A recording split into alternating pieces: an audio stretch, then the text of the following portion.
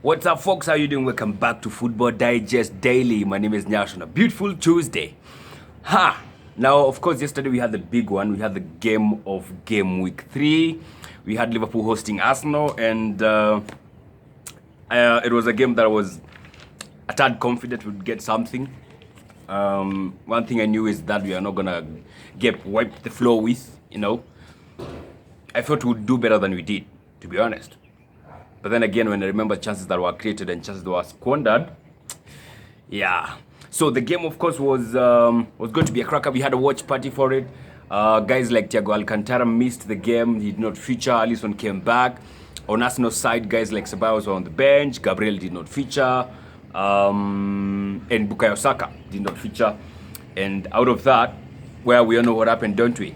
What I don't like about that game is how we don't create chances for guys like Aubameyang. You have a guy as lethal as Aubameyang, but he does not get any chances, man.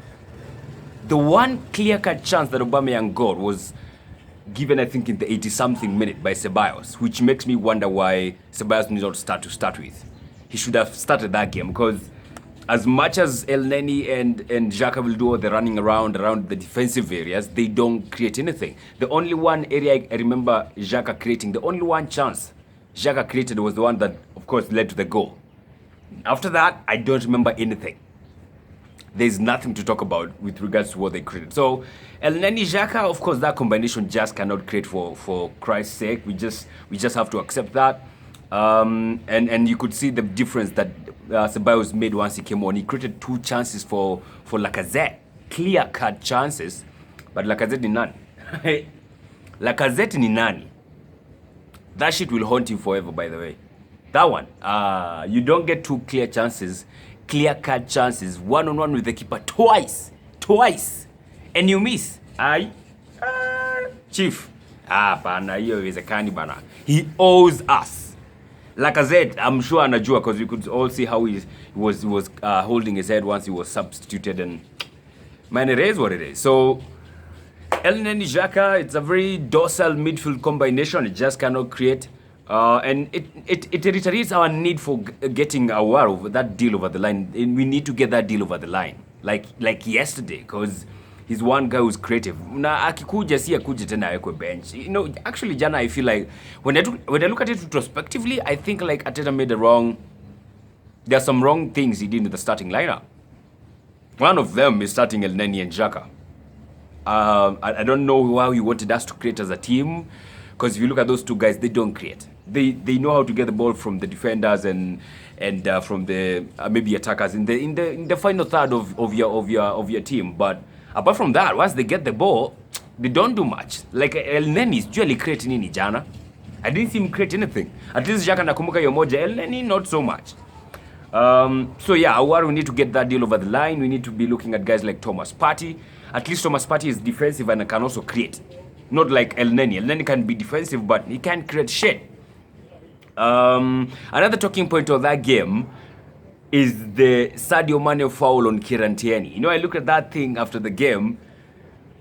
Hey, ukiangalia from another angle, inaka quite a bad tackle, to be honest. Like, Sadio Mane literally went for Kieran Tierney, not the ball. Nika ball iko hapa, unaona ball iko hapa, mnakimbilia ball, yuni Sadio Mane nakimbilia, and then on his hindsight anaona Kieran Tierney nakujia the ball. He leaves the ball, goes and digs a proper elbow on Kieran Tierney's chin, and nothing is done.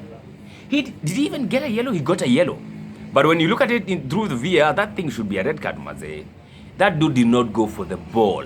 He just did not go for the ball. And of course, it was not seen again. Of course, the crazy refereeing continue, but that was a howler, man. That should have been something else altogether. You don't see a guy doing that and not getting red carded. Let's be honest. You don't do that and don't get a red card. Now, more often than not, utapata red card. EPL, utapata red card. But yesterday was the day where no one was getting red carded for it, and Sadio Mane walked away with it. But, man, I don't even know what to say about that game. I don't. Of course, I feel like it was a good test for us. Sometimes when you're playing against those teams, it's the best way to know how far you've come as a team and how far you have still to go as a team. And Arsenal, we have improved. Okay, the last time we were there, we lost 3-1, yes, but not in the fashion that we did yesterday. I mean, the other times we were always kind of hanging on straws and hanging in the game. This one, we held on and we were in, walifunga bao ya tatu dakika sijui ya 90. So we could have, of course, taken that game out of reach or even equalized or made it even 3-1 or 3-2 for us if Lacazette would have converted the 2 chances that he got. But he did not, and, you know, and we move on. And those were the most clear-cut chances that we ever got in that game. Aubameyang, the chance he got in the, almost in the 90th minute, and he tried to pass it into Nketiah, maybe he should have just gone for it. Just go for it, just kill it. Ukitegemea watu wengine hapa hawatakujaza, hawatakusaidia. They will not help us, you know. Nicola Pepe came on from the bench, and I was saying this when I was doing a live review on Twitter yesterday. I don't like how Pepe is looking like. I don't like his demeanor nowadays. The way that dude plays nowadays is, I don't know, he seems a bit frustrated. He seems a bit uninterested. I don't know why. I'm digging such a vibe from him, you know. And I'm not liking it because I also saw it in the previous game when you were playing against Leicester. Before the 60th minute of that game, Pepe, I don't know, he did not seem like excited, did not seem like happy to be playing. You know, I don't know why. I don't get it. I don't understand. You know, and if he does not put in performances when he's brought on from the bench, I mean, dude, let's be serious, Maze. So his performance yesterday was wanting. Niles had another wanting performance. Hata ile bao yenye Lacazette alifunga, if you look at that ball that Niles had, it was behind Lacazette. And where he was actually putting it, there was no one nearby. He could have either carried it back for Bellerin, who was close by to the box. Lacazette had advanced to the box, so he was in front of the ball. But kwenye Niles aliweka, it was right in the middle between Bellerin and Lacazette, where there's no Arsenal player. That's how it met Robertson, because I don't even think he expected that ball to go there, because it was not supposed to be there in the first place. And you got to big up Robertson, Maze, because the way he got himself back into the game, you know, from assisting Lacazette to the first goal and getting himself scoring again, man, that was dope. That was mental fortitude from the player. I mean, nilikuwa nangoja kuona vitu kaizo from akina Kirantieni, lakini wapi. And then we scored the first goal. Well and good. We are not playing very well before that, but we got the goal, right? But then we conceded like 90 seconds or less after we scored. You don't do that, man. You don't do that. And any game, when you play against teams like Liverpool, you have to be switched on 100% throughout the 90 minutes. Na hapo nika tulitupa mbao. We thought venye kulikuwa na hiyo confrontation between, was it Sadio Mane and David Luiz? No, it was David Luiz and who? Sika ni Wijnaldum ama ni nani huko juu. So David Luiz got caught up huko, and we could not react quickly, and Liverpool, of course, they reacted quickly. Nika ile kona walipiga against Barcelona. Nyinyi mnazuba tu mnafikiria ati wataweka ball chini ati wapige set piece. Wapi? Teke. Mo Salah anageuza Kirantieni and nani anaitwa aje? And Sadio Mane pulls in Bellerin, and Willian was not tracking back. Robertson anajipata ako free as a kite. Do whatever the fuck you want. And of course he scored. And we are always trying to play it from the back, even when it looked dangerous. And yeah, of course we did that. And when we created the first goal, it was us playing from the back. But sometimes it just felt too dangerous, man. Like, I don't know. Do we really have to do it like all the time? Because yesterday we did like all the goddamn time. So it's crazy. So many talking points. But you know what? I'm not sad after that game, to be honest. I'm not feeling like, oh, we were beaten badly, jana tumecheza vibaya. No. Actually, I'm more of disappointed because we created chances for guys like Lacazette to score 2 goals. Hiyo game hata tungepigwa 4-3, mimi singekuwa na shida. Nah. Kind of scorelines I did want is 3-0, 4-1, 4-0 yenye yani mmewezwa kabisa. Jana hatukuwezwa kabisa. We tried. We had a good game. We could have done better for sure. When you look at the sides of creation, the sides of creating things and finishing things, we could have done much better.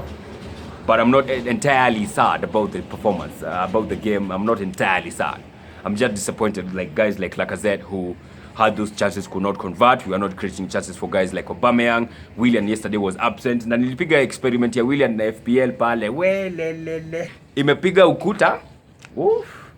ukuta mbaya. But hii weekend sikuwa nipata shade because hata ningeka Aubameyang alifanya nini jana? Hata ningeka Mo Salah angefanya nini jana?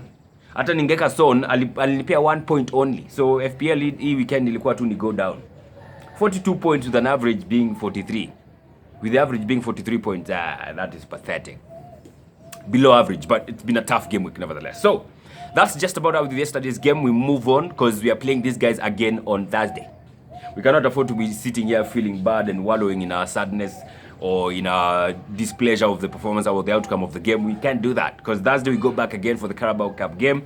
Another interesting game to play against Liverpool. And we all know Liverpool in Nani, man. Those guys, they have not lost there in 3 years. So yeah, I thought we stood a chance, but I was wrong. The performance did not warrant us to get anything, to be honest. So today we have a Carabao Cup game. We have Chelsea going to Spurs. And that game is going to be kicking off at 10:45. Then we have some other games being played tomorrow and others being played on Thursday, of which we shall tackle them when those due dates arrive. In the transfer market, we have, of course, the Hassim Awad deal to Arsenal is still being talked about. The president of, of Lyon, Aulas, was talking about the offer that Arsenal made, and he said they were not satisfied with it. They did not even think of looking at it because it's not worth of someone like Aouar. And he's talking of Arsenal making a bid of over 40 million euros. That's the only time they'll sit down and talk. If you're not making such a deal, we are not going to talk about anything. So that one is going to be interesting because we now have like 6 days to go to the closure of the transfer window. So an interesting 6 days. Diogo Dalot might be moving from Manchester United to, where is this? There's a team that want him. Is it Lazio? Let me see. I think Lazio are interested in Diogo Dalot. No, AC Milan. AC Milan are asking about Diogo Dalot on loan. They want to buy him on loan with an option to buy. Man United wants to sell him permanently. So another conundrum is cooking. Yes, Roma are said to be preparing a bid for Chris Smalling. This have been happening for the last couple of days. They're still yet to make a bid, but clearly they're interested in the player. Andres Pereira will be moving to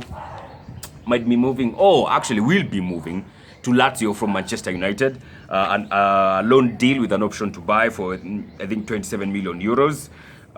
Torino are now being linked to the move for Bournemouth's Josh King, if you like. Torino are interested in making a move for him, and maybe they will in the next coming days. The beauty of this is that we just have 6 days to go. So we're not going to be here talking about these transfers forever. Just 6 days, alafu we're done. Maybe the only one that can go on after that is the one for Rice for Chelsea, because Rice moving to Chelsea because Chelsea are interested in Rice. Declan, they think, or it's being reported it's their number one priority right now to get him. And West Ham are adamant they're not going to sell. So yeah, hiyo nayo itakuwa interesting kuona how that one is going to turn down. Maybe that's the only one that can go on after October 5th, because then they have, I think, another 6 days or 5 days to conclude the deal, because the transfer window is closing. Is it October 12th or 16th? I'm not so sure on the dates of when the transfer window will be like permanently shut. It's being shut from on October 5th. It's being shut with regards to transacting with or making transactions for player outside England. Then after 5th, between 5th and 16th or 12th, then you can make bids and transfers for people within England. If you're looking for players within England from Championship or just within the Premier League, then you can do that with an extension of like 7 days. All right, that's all for now, folks. Have a fantastic day. Let's meet up later in the evening today when you're going to be having a game week review featuring Lotan. It's going to be an interesting one, of course. Wao walipigwa a good one. Sisi tulipigwa, but si kama wao. Wao wamenyoroshwa wakiwa home na Leicester. So it's going to be an interesting talk, that one. We're looking forward to it from 7:30. No, I'll confirm the time because Lotan na yeye uchelewa kiasi juu ya job. Maybe from 8:30. From 8:30 to 9:30, we're going to be talking to Lotan tuone itakuwaje. All right? That's all for now, folks. Have a fantastic day. God bless and take care.